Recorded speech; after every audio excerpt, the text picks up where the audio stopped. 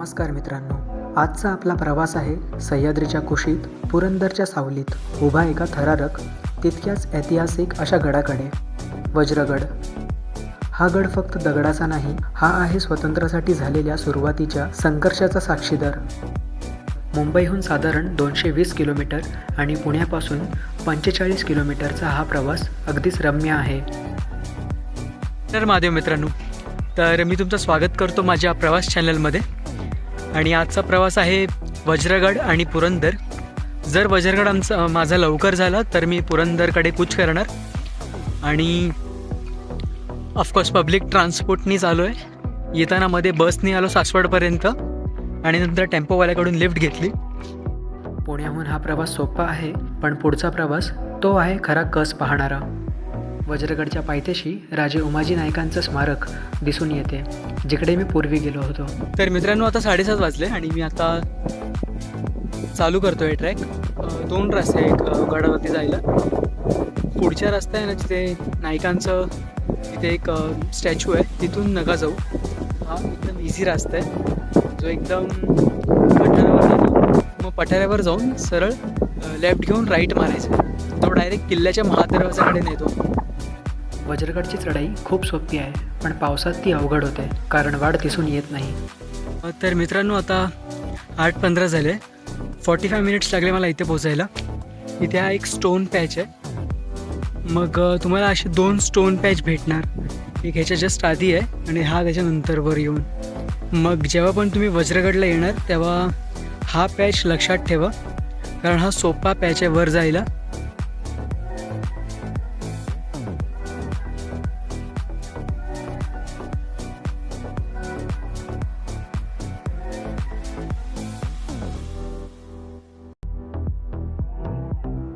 त्या सरळ सरळ पायवाटीकडून तुम्ही जेव्हा पुढे येणार ना, या पायवाटीकडून बाहेर येणार तेव्हा तुम्हाला 2 रस्ते भेटणार. एक लेफ्टकडे, एक राईटकडे. हा जो पुरंदर साईडला जातो आहे आणि ते लेफ्ट साईडला आहे. मग लेफ्ट साईडला जायचं, राईट साईडला नाही जायचं. तेव्हा इथे हा पहिलावाला जेव्हा हा पहिला डोंगर भेटतो आणि लेफ्ट घेऊन हा डोंगर चढायला घ्यायचा. इकडेच आहे हा रस्ता. हा आहे चढाईच्या मधोमध असलेल्या राजे उमाजी नाईक यांची शिळा. जणू सांगते, थांबू नका, लढाई सुरू ठेवा.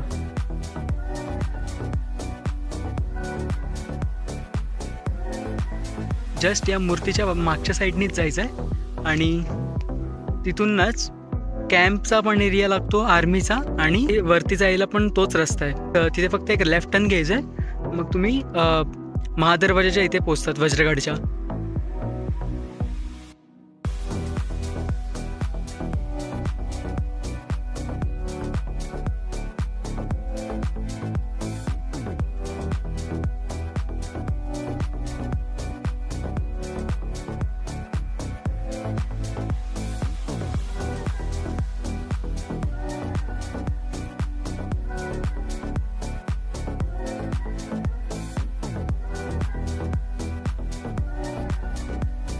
वज्रगड, ज्याला रुद्रमळ असेही म्हणतात, हा किल्ला साधारण 13व्या-14व्या शतकात बांधला गेला.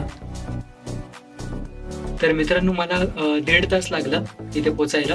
रस्ता खूप सिम्पल आहे. जर तुम्हाला माहिती असणार, जसं सांगितलं, एकदम स्ट्रेटच यायचं आहे. मग ओव्हरऑल बघायला गेलं तर 4 तास एक तुम्ही पकडू शकता. 4-4.5 तास.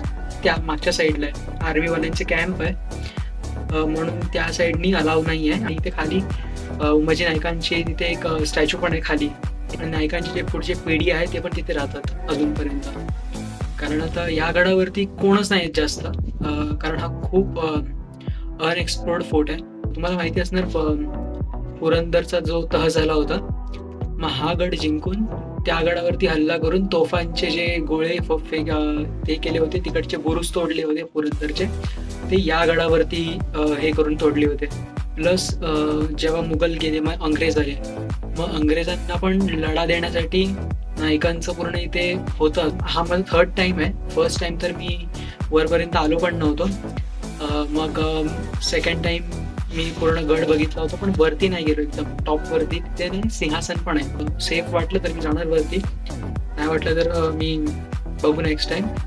पण मी ट्राय करणार होतो जायचं वरती एकदम टॉपपर्यंत. तर चला आता बघायला घेऊ. वज्रगडवर दिसतो गौमुखी बांधकाम आणि मजबूत लॉक सिस्टमचे अवशेष.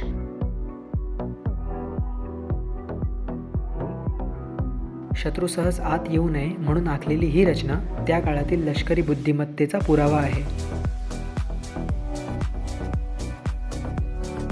बहमनी आणि नंतर आदिलशाहीच्या काळात या गडाचा उपयोग शत्रूच्या हालचालीवर लक्ष ठेवण्यासाठी होता.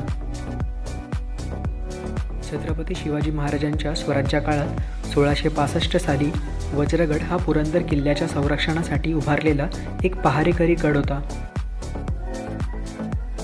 राजा जयसिंगने आधी वज्रगडच जिंकला होता आणि तिकडून पुरंदरवर हल्ला केला होता.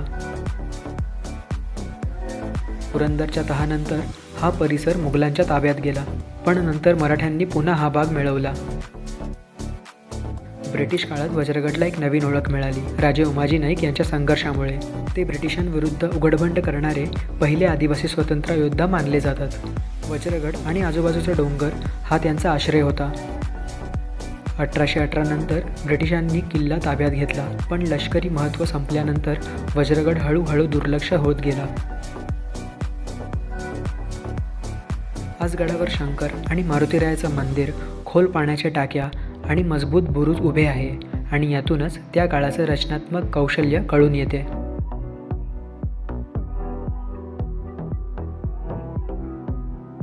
त्या टाक्यांच्या इथे आम्ही 2 मंदिर आता बघितलेच, एक शंकराचं आणि एक मारुतीरायाचं. आता आम्ही थोडं पुढे जातोय या एका टोकाकडे. लास्ट टाइम पण चुकलो होतो, तिथे जाता येत आलं नाही कारण पाऊस होता म्हणून वरती मला प्रॉपर रस्ता नाही भेटला होता. पण आता मी ट्राय करणार वरती जायला. हा शेवटचा वाटतं बुरुज आहे तिकडे.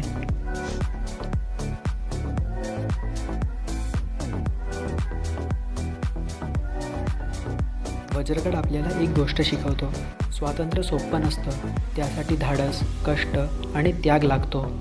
गडावर फक्त फोटो काढू नका, इतिहास आणि स्वाभिमान जपा.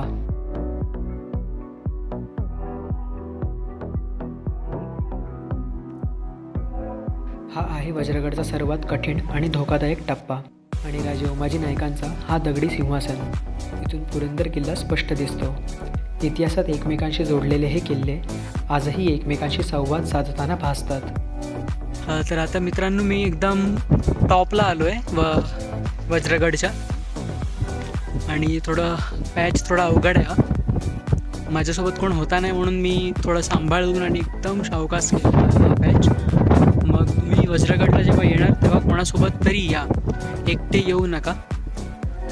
मी ट्राय करतो आहे की जेव्हा नेक्स्ट व्हिडिओ करणार तेव्हा मॅनेज करणार चांगला कॅमेरा. हा पण म्हणजे बघायला गेलं तर खूप मोठा गड आहे. या गडाचा इतिहास पण खूप चांगला आहे. या गडावरती जास्त कोण आला नाही आहे. मी आशा करतो की या व्हिडिओनंतर तुम्ही या आणि या गडाचा अनुभव घ्या. ही एक टाकी खूप खोल आहे आणि कड्याच्या अगदीच काठावर आहे. कृपया येथे खूप काळजी घ्या. आता उतरायला घेतो आहे मी. सर तो आता मी जो व्हिडिओ दाखवला पाणीचा, तिथे मागे वटवाघळू होते म्हणून मी तिथून निघालो आणि ती खूप खोल दरी आहे बाजूला आणि जस्ट तिथे ते टाकी पण खोल आहे. मग तिथे थोडंसं जपून तिथे पास व्हा. तर मित्रांनो 40 मिनटं लागली मला वरून खाली उतरायला आणि गड खूप सोपा आहे. तुम्ही इथे यायला पाहिजे, बट रस्ता तोच घ्या.